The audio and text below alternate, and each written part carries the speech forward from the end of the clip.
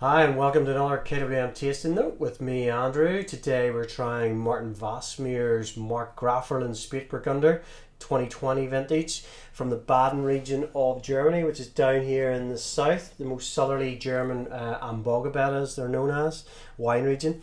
So interestingly, the Baden region here is directly across the border from the French region of Alsace, which is just over here along outside the River Rhine there. So good Pinot Noir is grown in Alsace as well as in Baden, where it's known as the Spatburgunder. Spate being late and Burgunder as in Burgundy, the home of Pinot Noir, of course, the late ripening, late harvesting of Pinot. So Martin Wassmer are relatively new in the wine world in Germany, in the sense that they only started making wine at the sort of tail end of the 20th century, 1997.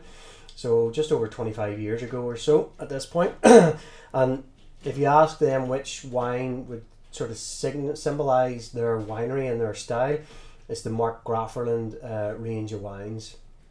And it's the ones that they love because of the accessibility of them. They do a lot of like single vineyard sites and that as well, but Markgraflerland is where they feel the best quality value relationship is.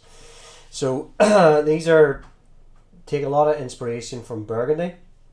Having the winemakers having spent time in Burgundy and learnt to trade there, I suppose, and brought it up to Baden, where they want to create a Burgundian style in that region of Germany. So French oak barrels, whole bunch ferments in portions, very much along that French sort of theme.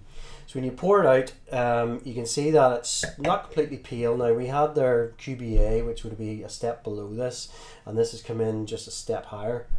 So it's a little bit fuller bodied than what the QBA would be.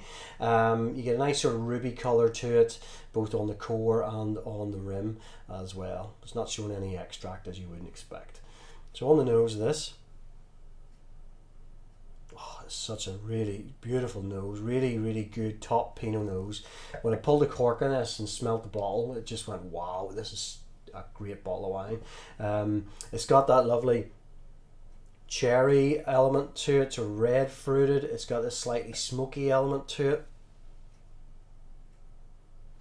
touch of spice, you get that slightly oaky note to it as well. Beautiful nose, very elegant. And this wine comes in around 18 quid a bottle, so on the nose alone you would need to be spending 40 to 50 quid a bottle in Burgundy to get a Pinot with this calibre of nose on it, so it's really good value.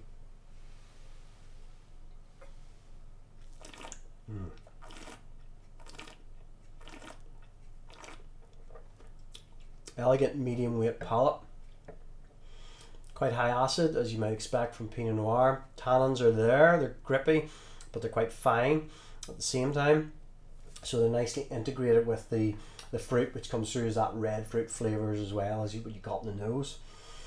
Alcohol in this is slightly lower at 13.5, which is quite nice as well. It's nicely integrated too.